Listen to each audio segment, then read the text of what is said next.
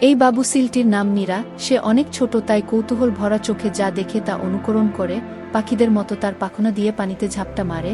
এটা একটা খেলা তার কাছে। একদিন এভাবে সে খেলছিল, হঠাৎ খেয়াল করল তার ঝাপটা পানিতে তরঙ্গ সৃষ্টি করে যা দূর পর্যন্ত ছড়িয়ে যায়। একঝাঁক পাখি পাথরের উপর বসেছিল, তারা সেই ঢেউয়ের জন্য উড়ে চলে যায়।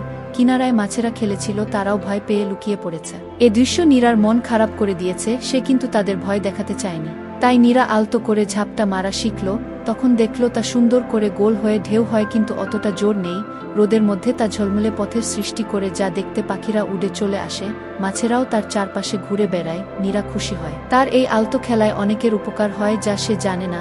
যেমন এই কাকটা যে ঢেউতে ভেসে আসা ঝিনুক খোলসে বাসা তৈরি করতে পারে। এই জলপরীটি একবার পথ হারিয়ে ফেলেছিল, কিন্তু নীরার তৈরি করা ঢেউ দেখে তা অনুসরণ করে বাসায় ফিরে যায়। এক রাতে নীরা যখন সাঁতরে পূর্ণিমা উপভোগ করছিল, তখন জলপরী এসে তাকে সব খুলে বলে কৃতজ্ঞতা জানায়। নীরা আনন্দিত হয়। পরে তার মাকে এগুলো বলে কারণ জানতে চায়। তখন মা সুন্দর করে বুঝিয়ে বলেন যে আমরা যা করি তা অনেক সময়ই এমন অনেকের উপকার হয়, যাদের হয়তো আমরা কখনো জানিও না। মা নীরাকে আদর করে উৎসাহিত করেন। তখন নীরা বুঝতে পারে মহত্বের সাথে ছোট ছোট কাজ পুরো জগতে ছড়িয়ে যায়। এই বিশ্বাস নিয়ে নীরা তার জীবনে এগিয়ে গেল।